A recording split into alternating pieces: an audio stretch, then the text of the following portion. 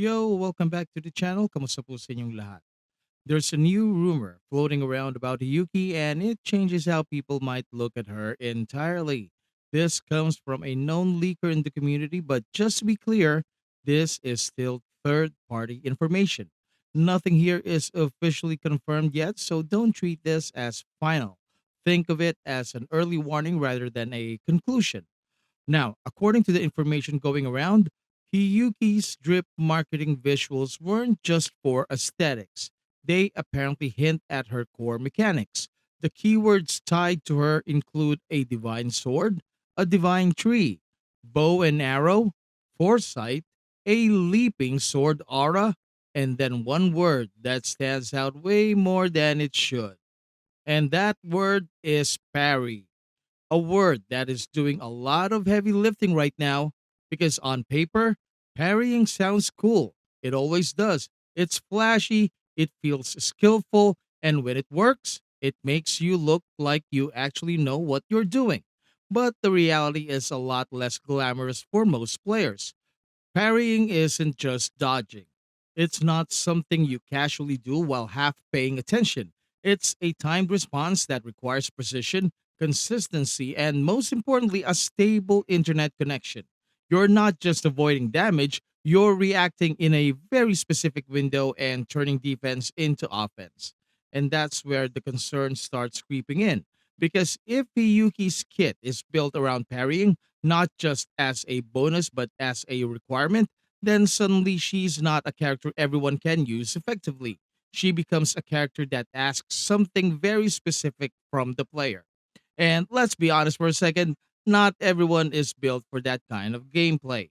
Some players are amazing at timing. They can read enemy patterns, react instantly, and chain mechanics like it's second nature. But a lot of players are playing on mobile, dealing with inconsistent frame rates, or just trying to relax after a long day. For them, parrying consistently is not just difficult, it's unreliable. Now, imagine if Yuki's strongest attacks or her main damage loop are locked behind successful parries. That's not just a skill check anymore, now that's a barrier.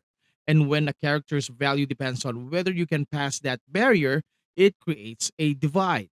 On one side, you have players who unlock her full potential. On the other side, you have players who feel like they're using a weaker version of the same character. Now, that's where the Zani comparison starts to make sense. Sani already sparked conversation about performance depending on execution, especially since she requires parrying to perform at her best. Now, if Yuki leans even harder into that idea, then she could end up being even more polarizing. Now, to be fair, there is still a scenario where this isn't a problem at all. If parrying is just an optional layer, something that enhances her gameplay but isn't required to make her functional, then this could actually be great design. It rewards skilled players without punishing everyone else. But if it's tied directly to stacking her core mechanics, like building up glacier shaft stacks, then that's where things get risky.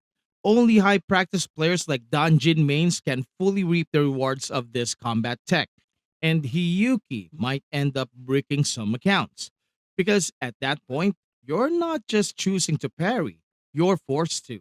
And forced mechanics are where players start to drop characters no matter how good they look on paper. So right now, the best approach is simple. Stay cautious. Hiyuki isn't out yet. We don't have official gameplay details. Everything we're working with is based on interpretation and whispers.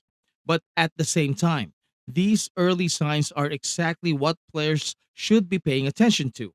Because if you already know that parrying isn't your strength or your setup doesn't support that kind of precision gameplay, then it's worth thinking twice before committing your resources.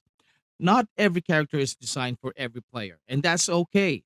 The real question is whether Hiyuki will give players flexibility or demand a very specific playstyle. And until we get that answer, she's not a guaranteed pull. She's a maybe, a very cautious maybe. If parrying defines her gameplay, then Hiyuki might just be another risky character meant to trap players into using their asteroids. She might be one of the most divisive units we've seen in a while. Now, as always, if this video resonated with you, please leave a like and subscribe. Ring that bell for massive gotcha luck and maybe a sandwich. Thank you so much for watching. Maraming salamat po. And I will see you in my next video drop. Goodbye.